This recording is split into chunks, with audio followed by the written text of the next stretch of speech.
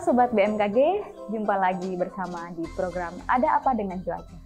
Beberapa pekan lalu ternyata hujan lebih sering terjadi ya Sobat. Bahkan hujan yang terjadi juga cenderung lebih lama dan awet. Nah, kira-kira apa ya penyebabnya?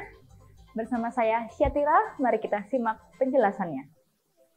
Nah, Sobat BMKG semuanya, kakak, adik, pace, dan mace, pada video edukasi sebelumnya di episode 5 dan 6, kita sudah membahas apa itu fenomena regional dan bagaimana pengaruhnya terhadap kondisi cuaca di wilayah Papua.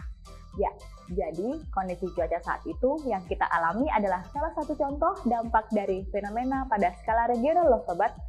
Kalian pasti berpikir, ngapain ya BMKG ngomongin sesuatu yang udah lewat? Coba deh bahas yang akan terjadi gitu. Kan masyarakat bisa antisipasi kalau ada potensi cuaca yang buruk. Ya, kami baca komentar-komentar kalian kok Sobat. Jadi begini Sobat, kami membahas yang sudah lalu karena cuaca itu ada keterkaitan antara dinamika atmosfer yang lalu dan yang akan terjadi. Kemudian kami bahas biar Sobat tahu nih sebab terjadinya kondisi seperti itu, dan jika sebab-sebab itu muncul kembali, Sobat bisa mencoba mengidentifikasi secara mandiri. Oke lanjut, kita langsung bahas saja yuk fenomena-fenomena apa saja yang terjadi hingga hujan di tempat kita menjadi lebih awet, bahkan sering terjadi akhir-akhir ini. Jadi Sobat, pada beberapa pekan lalu di perairan utara Papua serta selatan Papua terbentuk siklon tropis loh Sobat. Siklon tropis itu apa ya Sobat? Untuk lebih detailnya, Sobat dapat menyimak video edukasi kita pada episode 5. Jadi, dampak siklon tropis yang tumbuh di perairan Papua memberikan dampak yang tidak langsung, yaitu gangguan pada pola angin seperti terbentuknya daerah konvergensi dan belokan angin di sekitar wilayah Papua.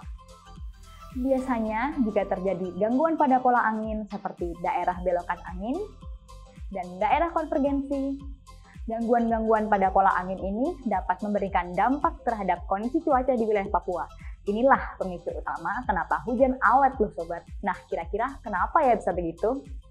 Jadi, area atau wilayah yang terganggu pola anginnya akan mengalami penurunan percepatan angin. Ketika kecepatan angin melemah, massa udara yang dibawa oleh angin akan berkumpul di area tersebut. Selanjutnya, massa udara akan menumpuk sehingga udara akan naik ke atas, kemudian membentuk gugusan-gugusan awan. Jadi, hal inilah yang terjadi di wilayah kita.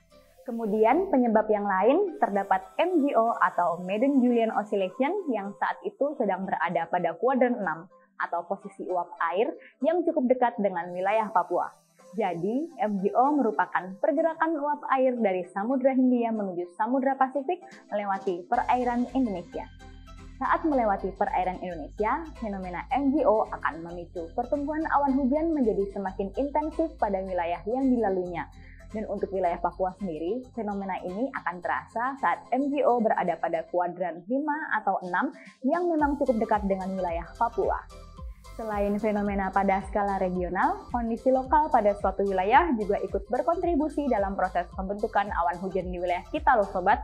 Misalnya, beberapa hari sebelum hujan terjadi, suhu udara yang panas akibat pemanasan matahari ikut membantu dalam proses pembentukan awan-awan konvektif yang berpotensi menghasilkan hujan yang cukup tinggi.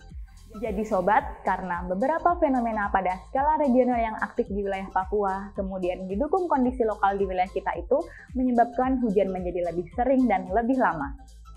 Nah Sobat, jadi itu tadi sesi belajar pada episode kali ini. Semoga apa yang kami sampaikan dapat menambah pengetahuan Sobat BMKG sekalian.